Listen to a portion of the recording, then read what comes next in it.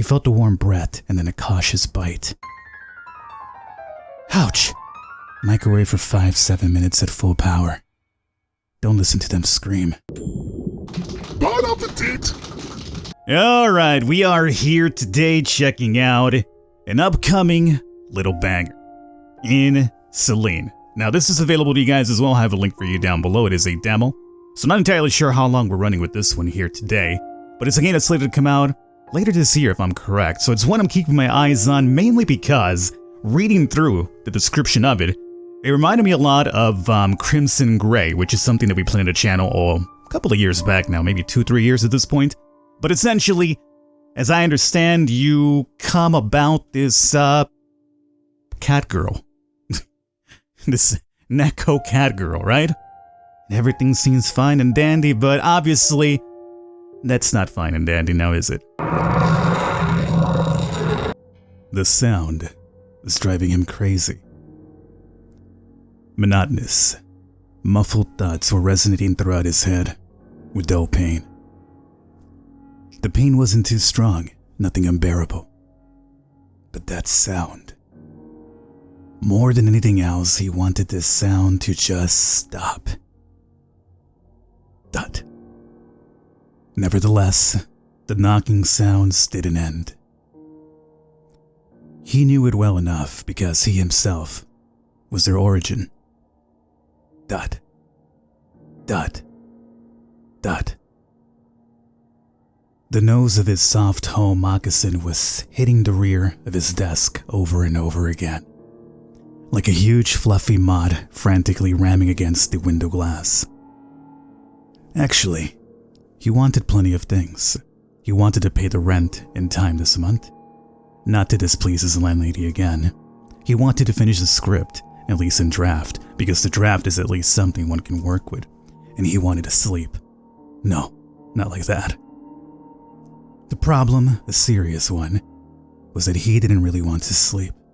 He leaned back in his chair and rubbed his shut eyes, pressing his eyeballs into dancing pale lights appeared.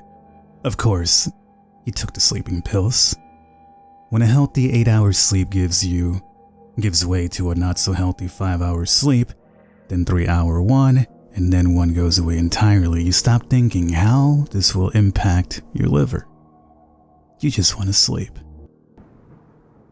The small window at the far side of the room flashed white for a moment. A storm. This time the white light seemed to fill the entire room. Then a thunder followed, resembling a low gut roar of something large and famished. Good Lord. He called to God way too often for someone who never goes to church. Just a habit he inherited from his mother. A furious patter of raindrops pounded on his window. There's no way he could work like this. Not now. But maybe it's for the best. Since he was a little boy, he slept well during the storms. Had to seize the moment. He groped for a jar of sleeping pills. Always good to have your working tools at hand. Popped the pills into his mouth and opened the window to hear the steady patter of the rain. Then he went to the bed and collapsed on top of the bed sheets, his clothes still on. He's not sleeping. He can't sleep. Thud. At first he thought he was imagining things. Thud. Thud. Thud. Sometimes the knocking paused, but it never stopped completely. The sound came from below, from the first floor. Someone was banging insistently on the door, and with each thud he could feel the rage building up like a tight knot of pain around his stomach. He is trying to sleep. Something was boiling inside him. Halfway to the door, he took a turn to the cupboard and pulled out an old baseball bat. He wasn't likely to actually use it. He asked himself if he would as he reached for the door handle. No, he certainly wouldn't. But he's angry, and he wants the night guest to learn it. What the hell?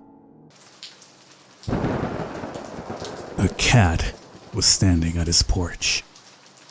She looked like a purebred British Shorthair in all respects, except for the color. Aside from the smoky gray head, she looked as if she was dropped into a vat of white paint, and then the lower part was dipped into a black one. Wet fur clung to her small, rather skinny body, dripping with water. The cat could have probably slipped into the house as soon as the door opened, but instead she froze, as if waiting for the host to say something. Okay, so we have our very first choice here. Let her in or refuse. Well, I'm all about experimentation at all times, so let's refuse first. Let me drop a save here. Okay. What popped up momentarily is actually a very common error in a lot of these visual novel Rempe games. But this was like, actually coded to be part of the game, not an actual error. Okay, let's roll with this one here for a second. This isn't his house. Maybe he pays for it, but it's not his house. And even if the house was his, would anything have changed? It's easier to put the blame on the landlady.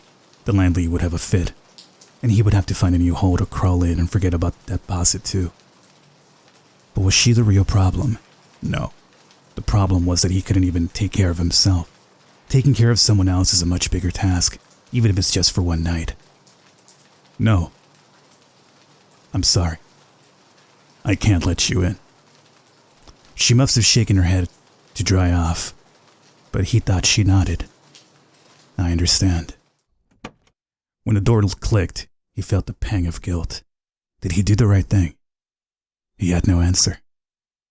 He should have put some bedding for her on the porch, he thought, but a sudden wave of fatigue swept him off his feet.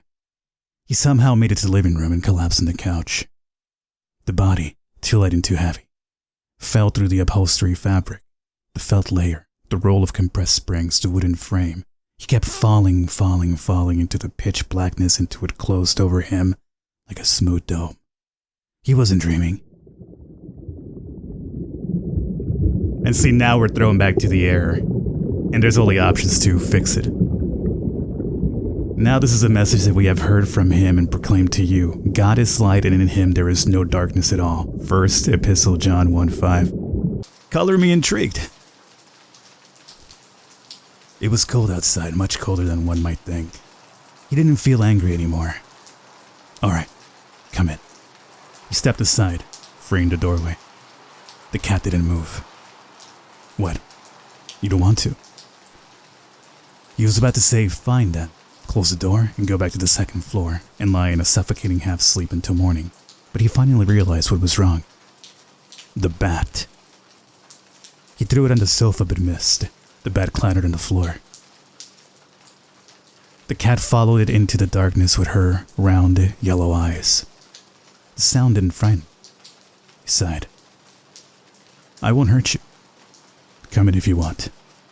The cat rose her eyes at him. For the first time he actually saw, he couldn't help admiring how big and yellow they were.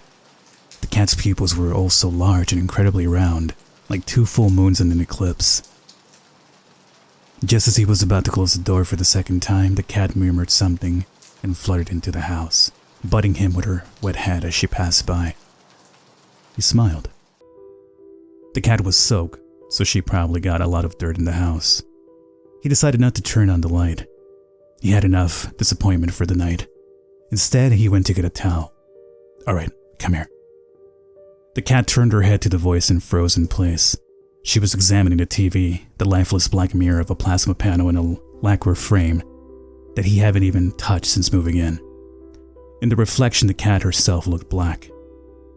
She gave him a long, appraising look and then with a sudden eagerness trotted towards him, deftly avoiding the obstacles. He was surprised. Maybe the cat decided that he was more interested in the TV, or maybe she still respected the host's will. Anyway, he felt grateful. Finally someone he can actually negotiate with. Suddenly he thought how nice it would be to crawl under the blanket with a warm ball of fur. It would surely have helped him fall asleep. As a child he had a cat, gray, huge, brash, immensely ugly and equally beloved. He often fell asleep hugging him. The cat's name was Timo, and he faded into a June night many years ago. The cat bumped her wet head against him once more. He thought that the cats usually shake off the water themselves. Usually, but perhaps not always. Hey, easy there. You're all wet. The cat looked up at him with her moon-shaped eyes and murmured something again. Do something about it then. As he carried her to the bathroom, the cat stayed still in his arms, a warm and incredibly light body pressed against his chest. He was expecting the cat to bring out the claws any moment. Maybe as he opens the door. Now, or as he turns the light on. Maybe this time. Still nothing. The cat glanced around the new room and looked at him. With her intelligent, almost human-like gaze, not a single muscle in her small body moved. She was curious, and that's about it. She trusts me. He was about to ask her if she knows where they were and what was going to happen next, but that was just too much. So, it shouldn't be very difficult. The two of us can manage this, what do you think? He read somewhere a cat should get used to the new surroundings before bathing. Fear is born out of the unknown, and in that regard, people haven't gone too far from cats. New scents, unfamiliar objects, and the splashing of water. These are just shadows under the bed that will fall back if you get a better look at them. He carefully put the cat on the floor. She looked around the room again and returned her questioning eyes to him. Seems like she got comfortable enough. He turned on the water in the shower and felt a gentle touch. The cat was already loitering around his feet. She was curious indeed. The shower isn't so bad as compared to the rain, is it? The joke came out a little awkward. He felt embarrassed and he didn't know why. She's just a cat. Maybe it was because of how the water glistened on her skin, or how she was looking at him from under half-lowered lashes. She was actually watching. He met her eyes and each time felt shame burn through him. But that shame was thick and sweet. He was a little dizzy. He couldn't remember how he'd ended up in the living room again. The cat was napping peacefully in his arms. He absently ran his hands down the cat's wet back, tracing the bumps of her spine with his fingers. I should get you some food. Let me see what I have. He got up, not without a little difficulty. The body felt unusually heavy and unwieldy. He had to give the cat something to eat. He will lie down afterwards and then, hell, maybe he'll even fall asleep. Maybe he should have gotten a cat from much earlier. A ball of fur with a pair of moon eyes and a velvety voice that you can always negotiate with. And that's about it. That's kind of funny. He could have avoided all the suffering if only he had a cat. The kitchen blurred before his eyes. He got to the refrigerator and opened it, squinting from the light and leaning to the door way harder than he was supposed to. If the landlady around at the time, she would have told him exactly, don't lean on the door. After all, this is her house and her refrigerator, and everything should be neat and tidy in case she has to move new tenants in. Perhaps the landlady would have even warned him about the milk. The milk itself is completely harmless unless, of course, you're allergic to lactose. But there's a special kind of lactose-free milk, right? What matters is the bottle. Bottles, much like cats, can vary greatly, but this particular one was made of glass. If only the landlady was here, she probably would have told him not to touch the bottle because he's falling on the floor and the bottle might break and then the milk will spill and he will have nothing to feed the nice cat he found, or rather, it was her who found him, and very timely because he was lying on the floor. He had been lying there for some time and would have been lying still if he hadn't felt the light touch of something hot and rough on his cheek. It was almost like a dream. Although, of course, comparing sleep with fainting is not very correct, no matter how you look at it. The floor beneath him was surprisingly hard, cold, and wet. He felt all those three qualities clearly and was afraid to imagine what would happen if he tried to move. But he had to move, one way or another. At least to see what's up, because something hot and rough was still sliding up his cheek, gradually creeping up to his ear. He felt a warm breath and then a cautious bite. Ouch! He jumped on the spot. A shadow rushed to the side and then calmly began to lap milk from a puddle. What are you doing? The cat looked at him briefly and licked her lips. そんなに大げさにしなくてもいいじゃない。猫でもないのに、そんな状態で寝転んでるなんてね。それに、ミルク漬けになってるし。Well, you are right. I let you down and had to get my punishment. I let myself down too. Good Lord, now there's cleaning to do until the next Advent, like his mother would have said. I'll go get a rag. Stay here and don't break down the rest of the kitchen while I'm gone. The cat watched him go with a skeptical look. これって全部、私のせいじゃなくて、自分がやったことなんじゃない？ When he returned with the bucket, The cat was gone.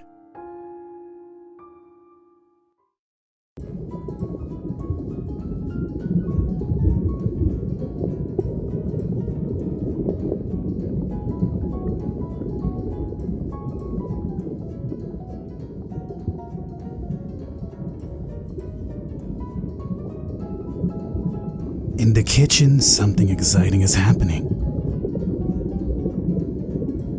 Take.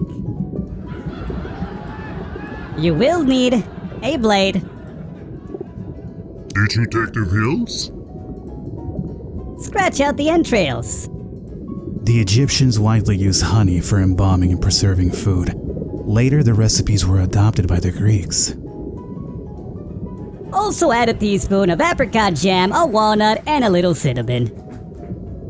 Before baking, put a teaspoon of butter on top of. Microwave for 5-7 minutes at full power. Don't listen to them scream. Bon appetit!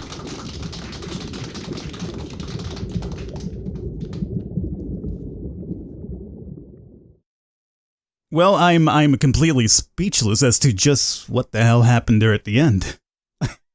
Like, hand puppets came out. I am pretty sure I saw a head inside of the microwave at some point when it was quote-unquote done. Well, there you guys have it. This is, I'm intrigued. I'm very much intrigued as to what this is. Is the cat girl really a quote-unquote cat girl? Is she really just a cat?